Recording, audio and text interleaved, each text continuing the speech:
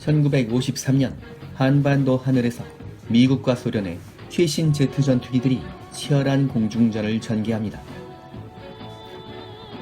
3년 전인 1950년 6월 25일 북한군의 남침으로 시작된 한국 전쟁은 3년째로 접어들었으며 미군이 주도하는 유엔군이 국군과 함께 싸우고 있었죠. 반면 북한군을 지원하기 위해 개입한 중공군도 한치의 양보도 없이 대치하고 있었습니다. 양측의 지상군은 한반도를 둘로 나눈 상태로 최전선을 형성했으며 조금이라도 유리한 고지를 점령하기 위해서 연일 치열한 공방전을 벌이고 있었지요. 하지만 하늘의 전투는 한반도의 북쪽에서 전개됩니다. 중공군의 주요 보급로였던 압록강 남쪽 지역으로 출격한 미 공군의 F-86 세이버 전투기들과 소련의 미그-15 전투기들이 하루가 멀다 하고 제공권 쟁탈전을 벌이고 있었죠. 압록강 남쪽의 치열한 교전 지역은 미그기의 소굴을 의미하는 미그-엘리로 불리게 됩니다.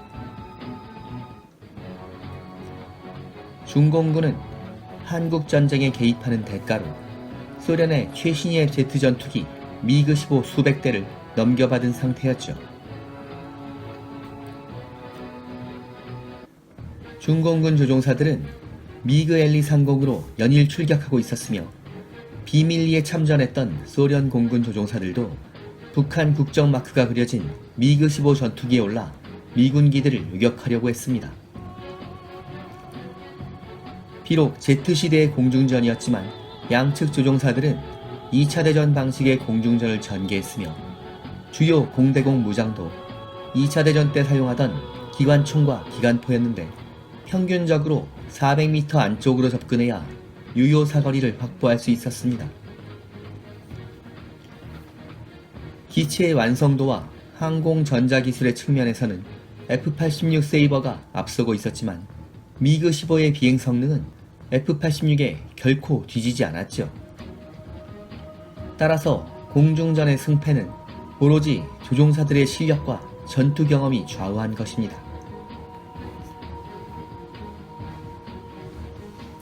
(1953년 7월) 휴전과 함께 미그-엘리의 혈투도 끝났으며 미공군은 미그-엘리 상공에서 F-86 세이버 전투기들이 무려 10대1의 압도적인 비율로 승리했다고 발표합니다. 물론 이 전과는 상당히 과장된 것이었으며 여러 단계의 검증을 거친 후에 격추 교환비는 5.6대1로 정정되었죠. 미 공군은 건 카메라에 연기를 뿜으며 추락한 미그-15 전투기가 담겨 있으면 격추한 것으로 인정했지만 이렇게 손상된 미그-15의 상당수는 큰 손상에도 불구하고 압록강 북쪽의 비행장으로 돌아오는 데 성공했기 때문에 5.6대1의 격추 교환비조차도 크게 과장된 것이었습니다. 극비리에 참전했던 소련 조종사들은 전과에 대해서 침묵하고 있었으며 중공군의 전과 발표는 엄청나게 과장된 것이어서 정확한 격추 교환비를 산정하는 것은 불가능한 것이었죠. 미군의 세이버 전투기들이 공산군의 미그-15를 보다 많이 격추한 것은 분명했지만 격추된 미그-15의 대다수는 실력이 미숙한 중공군 조종사들이 탑승했을 가능성이 높았습니다. 비밀리에 참전한 소련 조종사들은 독소전을 경험한 베테랑들이 이끌고 있었으며 뛰어난 기량으로 세이버 조종사들과 대등한 공중전을 전개했었죠.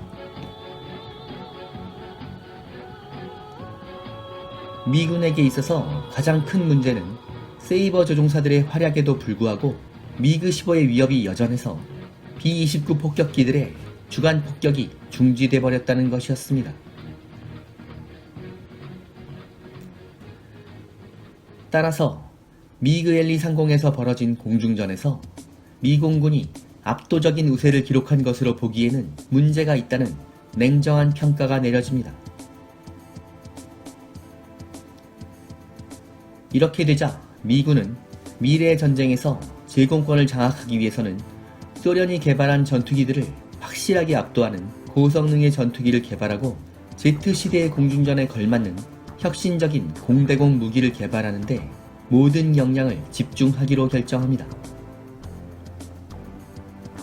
2차 대전 이후에 세계 최강의 강대국으로 우뚝 서게 된 미국에는 1950년대부터 수많은 항공기 제작사들이 보다 우수한 전투기를 설계하며 경쟁하고 있었죠. 이른바 센츄리 시리즈로 알려지게 되는 수많은 전투기들이 속속 등장하면서 미군의 주력 전투기 자리를 차지하기 위해서 무한 경쟁을 하게 된 것입니다.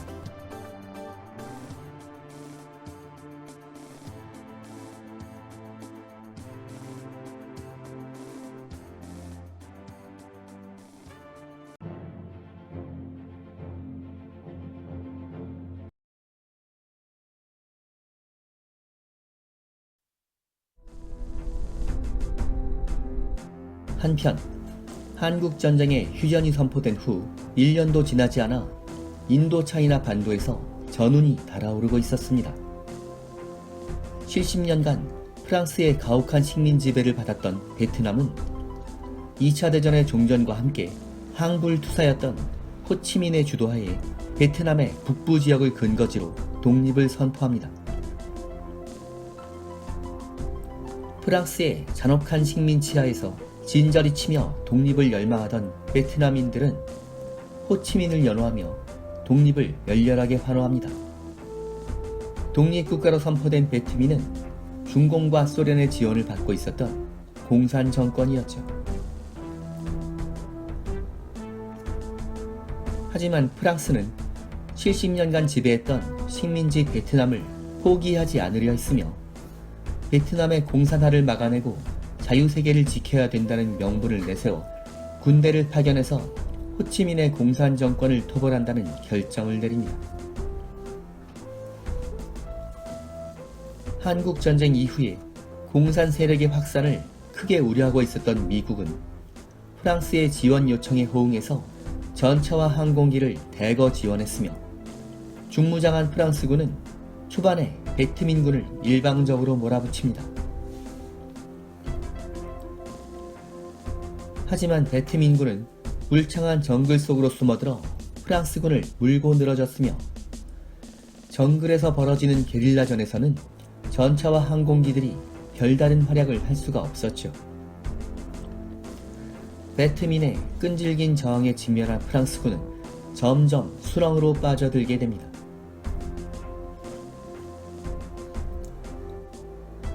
이러는 사이에 중공으로부터 막대한 군수 물자가 베트민에게 지원됩니다. 중공은 국경을 맞대고 있는 이웃나라 베트남의 공산 정권을 강력하게 지지하고 있었죠.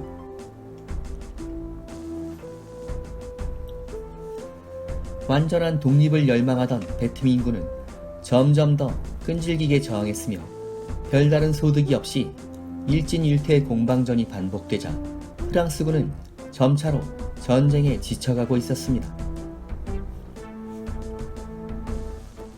1953년 11월 20일 프랑스군은 베트남 북부의 전략적 요충지 디엔비엔프에 웨인 부대와 공수 부대를 주축으로 하는 1만 6천여 명의 병력과 전차 10여 대, 중포 28물을 배치해서 요새화시키는 작업을 시작합니다.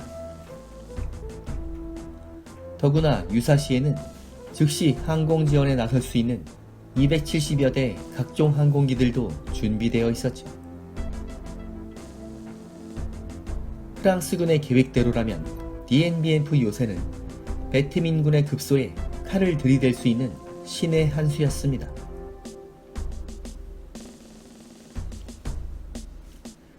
하지만 이미 만반의 준비를 하고 있었던 베트민군은 결사항전을 선언하고 5만이 넘는 병력을 투입해서 디엔비엔프를 은밀하게 포위하기 시작합니다. 1954년 3월이 되자 완벽한 포위망을 완성한 베트민군은 드디어 공격을 개시했죠.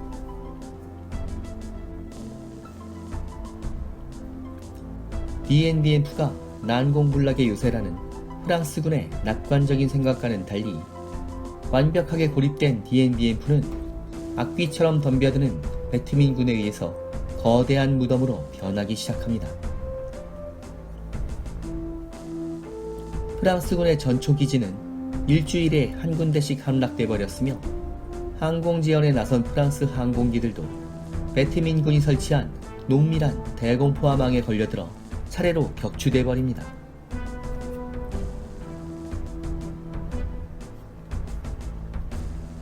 베트민군은 엄청난 희생을 치르면서도 육박전을 전개하며 프랑스군을 공격했으며 1954년 5월이 되자 프랑스군은 도저히 감당할 수 없는 절망적인 상황에 몰리게 됩니다. DNBF 요새는 도처에서 무너지고 있었으며 1만에 가까운 전사자가 발생하고 셀 수 없는 부상자가 속출합니다. 베트민군의 끊임없는 공격에 완전하게 궁지로 몰린 프랑스 수비대의 생존 병력 8천여 명은 1954년 5월 7일 베트민군에게 항복하게 됩니다. DNBF 전투는 독립을 고대하던 베트민군에게는 그야말로 결정적인 승리였으며 프랑스군에게는 치명적인 타격이 됩니다. 이 전투를 기점으로 70년간 인도 차이나 반도를 지배했던 유럽 제국주의 시대가 종말을 구하게 된 것입니다. 얼마 후에 개최된 제네바 협정에서 프랑스는 베트남에서 철수하기로 결정했지만 얌전하게 물러나기 싫었던 프랑스는 동남아시아의 공산화를 우려했던 미국을 끌어들여 북위 17도선을 중심으로 베트남을 남과 북으로 분단한다는 결정을 내리게 됩니다. 이후 베트남의 남측 지역에는 미국의 지원을 받는 베트남 공화국이 세워졌으며 북쪽에는 베트민이 주도하는 공산주의 북베트남이 건국됩니다. 하지만 강대국에 의해서 억지로 둘로 나누어진 베트남에 평화가 찾아올 가능성은 전혀 없었죠. 자력으로 프랑스군을 몰아내는 데 성공한 호치민은 베트민군의 저력을 확인했으며 이제 허울뿐인 남베트남을 무력으로 제압해서 통일할 기회만을 노리고 있었습니다. 향후 20년간 베트남 전토를 피로 물들이게 되는 베트남 전쟁의 씨앗이 잉태된 것입니다.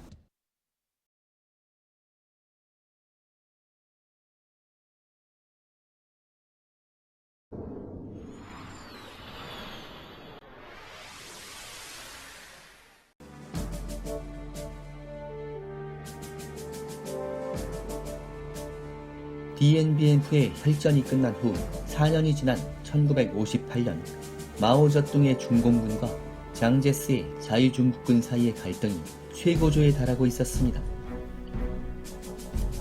국공내전에서 패배한 후에 본토에서 쫓겨나 타이완으로 철수한 장제스는 초라한 신세에도 불구하고 그가 이끄는 군대의 타이완 이동을 작전상의 철수라는 입장을 고수하고 있었죠.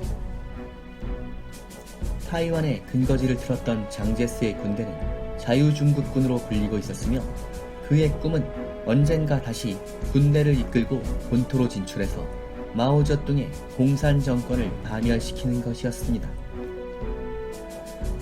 장제스는 미군의 지원만 있다면 중국 본토로 쳐들어가겠다며 큰소리치고 있었지만 그의 꿈이 이루어질 가능성은 매우 낮았지요. 한편 중국 본토를 장악한 후에 의기양양했던 중국 공산당의 지도자 마오쩌둥은 때가 되면 타이완까지 점령해서 중국을 완전하게 통일하겠다며 이를 갈고 있었습니다. 한국전쟁에서 북한 지역에 미군을 몰아내며 승전한 것으로 믿고 있었던 중국 공산군에게 있어서 자유중국군은 구석에 몰린 생쥐나 마찬가지였죠. 1958년이 되자 진먼다오를 중심으로 양측의 대립이 극에 달하게 됩니다. 진먼다오는 자유중국이 점령하고 있었던 중국 연안의 작은 섬이었지만 중공군의 야포 사거리에 들어있어서 극도로 취약한 최일선의 거점이었죠. 한국전쟁에서 중공군의 개입으로 골탕을 먹었던 미군은 타이완의 공산화를 막기 위해서 군사 지원을 아끼지 않고 있었으며 항공모함 기동함대를 타이완 해협에 파견해서 유사시에는 언제든지 군사행동에 나서겠다며 엄포를 놓고 있었죠. 1958년을 기준으로 중공의 해군 전력은 진먼다오의 상륙작전을 수행할 만한 준비가 전혀 되어 있지 않았습니다. 따라서 중공군은 상대적으로 우위에 있었던 후병 전력과 공군력을 동원해서 진먼다오를 공격하기로 결정합니다. 이 무렵 중공군에게는 한국전쟁에서 활약했던 미그-15가 주력 전투기였지만 소련의 지원하에 공급된 최신의 전투기 미그-17이 다수 공급되어 있었죠. 미그-17은 미그-15를 개량한 전투기로 미그-15에 비해서 완성도가 높았으며 보다 뛰어난 비행 성능을 가지고 있었으므로 F-86 세이버와 F-84 썬더제트로 무장한 자유중국 공군을 쉽게 압도할 것으로 보였습니다. 더구나 중공군의 조종사들 중에서는 한국전쟁에서 실전을 경험했던 베테랑 조종사들이 다수 포함되어 있었죠. 진먼다오 상공에서 대치하는 경우가 빈번해지면서 일촉즉발의 상황이 지속되자 자유중국군을 지원하던 미군은 은밀하게 비밀 무기를 테스트하기로 합니다. 이것이야말로 1차 세계대전 이후에 전통적인 공중전술의 개념을 일거에 바꾸게 되는 치명적인 무기였죠. 드디어 열추적 방울뱀 사이드와인더가 실전에 투입됩니다. 작전명 블랙 매직이 시작된 것입니다.